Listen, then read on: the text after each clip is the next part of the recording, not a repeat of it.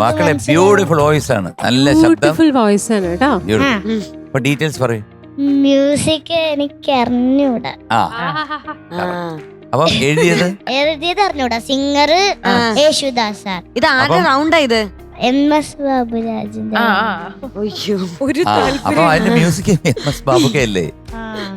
അല്ലേ ബാബുക്കല്ലേ? ആദ്യം മറന്നുപോയതാ. ഓക്കെ. സിനിമയോ അറിഞ്ഞൂടാ? കാട്ടുതുളസി.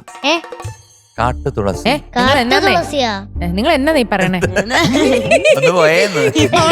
കേട്ടോ, കാട്ടുതുളസി എങ്ങനെയാ വന്നെ? അതിന്റെ ഉള്ളിൽ അങ്ങനെ തുളസി വരാൻ? കാർട്ടൂൺ അല്ല, കാട്ടുതുളസി. കാർട്ടൂൺ തുളസി.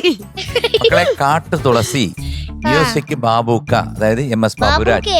അതെ, എഴുതിയത് വയലാർ. അവർക്ക് എന്തോ പീരിയളൊക്കെ. എനിക്ക് MS ബാബുരാജ് സാർ. നിങ്ങൾ ഇങ്ങനെ തെറ്റിക്കല്ലേ ഇങ്ങനെ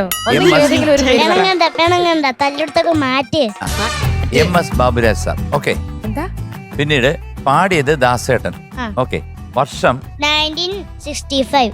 മിടുക്കി. അത് മാത്രം ഓർത്ത് വെച്ചു, ബാക്കി എല്ലാം തലേന്ന് പോയി. പിന്നെ വേറെ കാര്യം, ഇതിനകത്ത് ഒരു ഉഗ്രം പാട്ടുണ്ട്, സൂര്യകാന്തി സൂര്യകാന്തി സ്വപ്നകാന്തി സൂര്യകാന്തി സൂര്യകാന്തി സ്വപ്നം കാണുവതാരേ മഞ്ചാടിക്കിളി മൈന. വേണ്ട, ഒരു പാട്ട് മതി. പിന്നെ വേറെ ഉഗ്രം പാട്ടുണ്ട്, വെള്ളിച്ചിലങ്കയാണ്. വേണ്ട, നമുക്കത് ഫുള്ള് പാടാം, ഇപ്പൊ തന്നെ പാടാം. ഫുള്ള് പാടുന്നു. കൊണ്ടൊരു പെണ്ണ്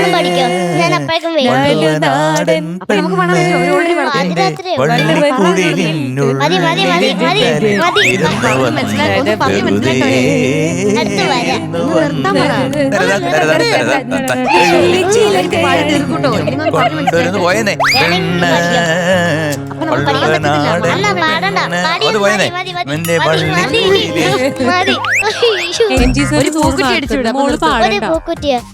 ഇപ്പൊ പാടിയില്ലേ? അന്നാ ഞാൻ ജഡ്ജായിട്ടിരിക്കാം, നിങ്ങൾ രണ്ടുപേരും.